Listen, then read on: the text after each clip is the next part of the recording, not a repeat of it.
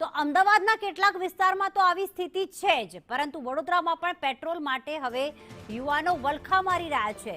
કરજણથી આવેલ યુવાને વ્યથા ઠાલવી હતી અને કહેવું હતું કે ઈદ માટે વડોદરા આવ્યા હતા, મોપેડને ધક્કો મારીને ફરી રહ્યા છીએ. પેટ્રોલ નહીં મળે તો બસમાં કરજણ જવું પડશે તેવું તે યુવાને કહ્યું છે.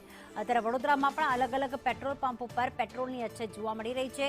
પેટ્રોલ પંપ બંધ છે તેવા બોર્ડ જોવા મળી રહ્યા છે અને લોકો ત્યાં પહોંચે છે પેટ્રોલ પુરાવા, પરંતુ તેમને પેટ્રોલ મળતું જ નથી.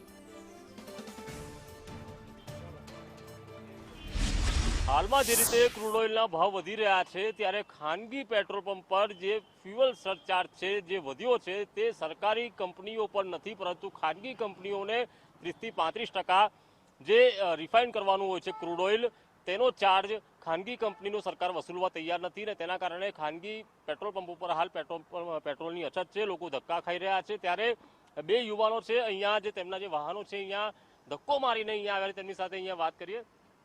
તમે ક્યાં રહો છો? કરજણ.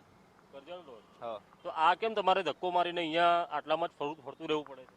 અમે એકચ્યુઅલી ઈદના લીધે ફરવા આવ્યા હતા, પણ ફરીને કાલે સ્ટેચ્યુ ઓફ યુનિટી ગયા હતા. હવે ગાડી અહીંયા મૂકીને ગયા હતા. હવે ગાડી અહીંથી હવે રાતે મેં ફર્યો, પણ રાતે કોઈ જગ્યા પર પેટ્રોલ મળ્યું નહીં. હવે મેં કીધું સવારમાં તો મળી જશે ને, તો હવે સવારમાં અહીંયા આવ્યો. આ લોકો કહે કે પેટ્રોલ નથી, ખાલી ડીઝલ છે એમ. ડીઝલ બી પૂર્યું પેલા 4 વ્હીલમાં, ગાડી નથી.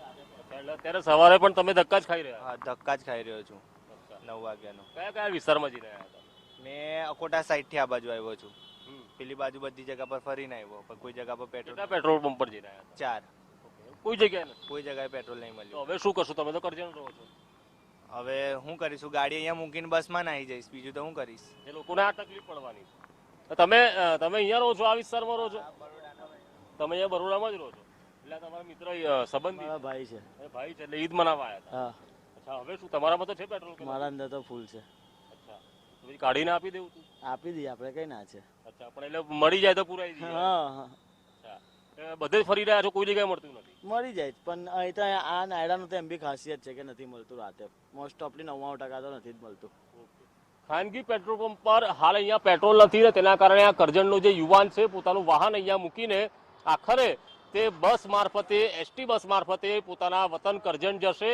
ઠેર ઠેર પેટ્રોલ માટે ફરી રહ્યા છે, પરંતુ આ વિસ્તારમાં કોઈ ખાનગી પેટ્રોલ પંપ સિવાય કોઈ પણ સરકારી પેટ્રોલ પંપ નથી ને તેના કારણે તેઓ હાલ ધક્કા ખાઈ રહ્યા છે, ધક્કા મારી રહ્યા છે વાહનોને. અને હવે જે તે જગ્યાએ જ્યાં પેટ્રોલ મળશે ત્યાં પુરાવશે ને જો પેટ્રોલ નહીં મળે તો વાહન જ્યાં ત્યાં મૂકીને કરજણ ખાતે રવાના થશે.